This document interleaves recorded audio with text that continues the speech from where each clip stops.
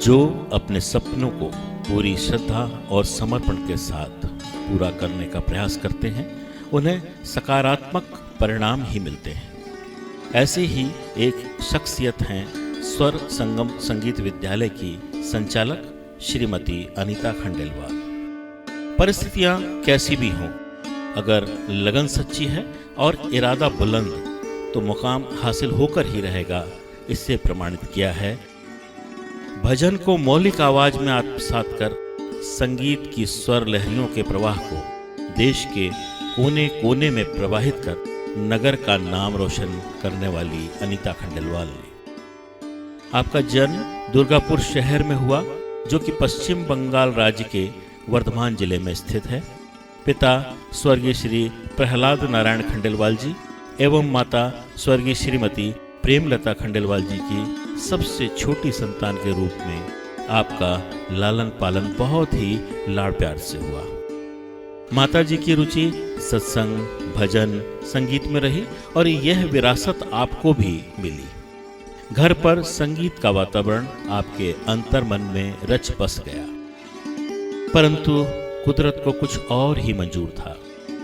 जब आप केवल 12 वर्ष की थी, माँ का आंचल आपके ऊपर से उठ गया। उनके देवलोक गमन के साथ ही जैसे संगीत के साथ साथ आपका बाल मन भी ठिठक गया। अपनी नई स्थितियों के बीच आपने बीए की शिक्षा के साथ फैशन डिजाइनिंग, पेंटिंग का कोर्स भी पूरा किया।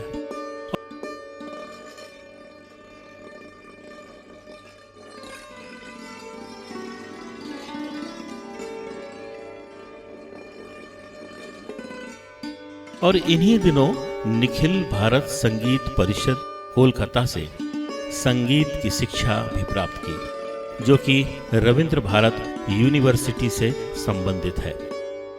मानव जीवन के सांसारिक प्रवाह में चलते हुए वर्ष 1993 आपके परिणय संस्कार का रहा, जब आपका विवाह इटारसी नगर के सुप्रसिद्ध व्यवसायी स्वर्गीय श्री गोविंद नारायण खंडेलवाल जी के सबसे छोटे पुत्र सुनील जी के साथ संपन्न हुआ।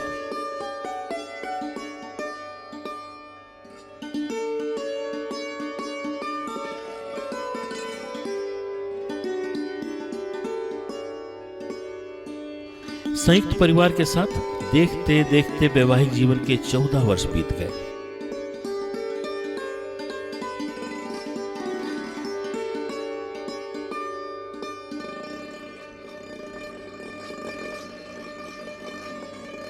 इस बीच बेटा कुशल और बिटिया अपूर्वा भी समझदार होने लगे थे।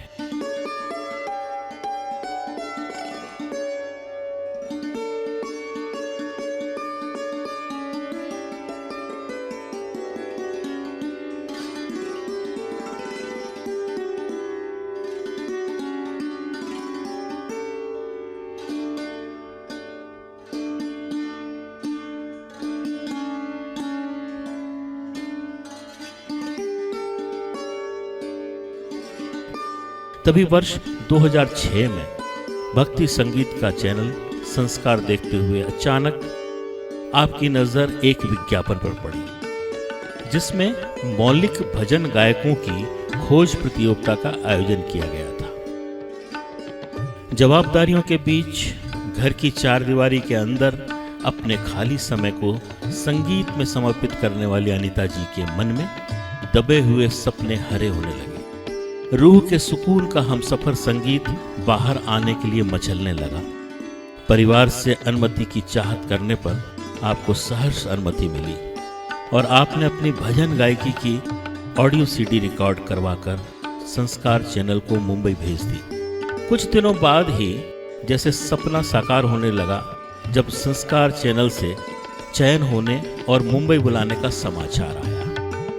फिर तो सिलसिला चल पड़ा एक नए सफर का, और उस सफर पर आप निरंतर चलती रही। बात यही नहीं समाप्त हुई। बात वर्ष 2015 की है, जब आपने स्वर संगम संगीत विद्यालय की स्थापना की।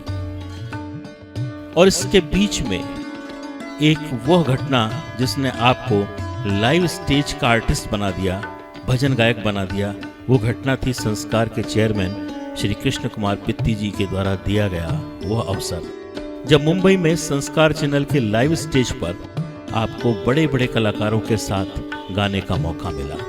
और फिर तो जैसे पूरे देश के हर हिस्से में कहीं ना कहीं आपको लाइव स्टेज के प्रोग्राम भी देने का अवसर मिला।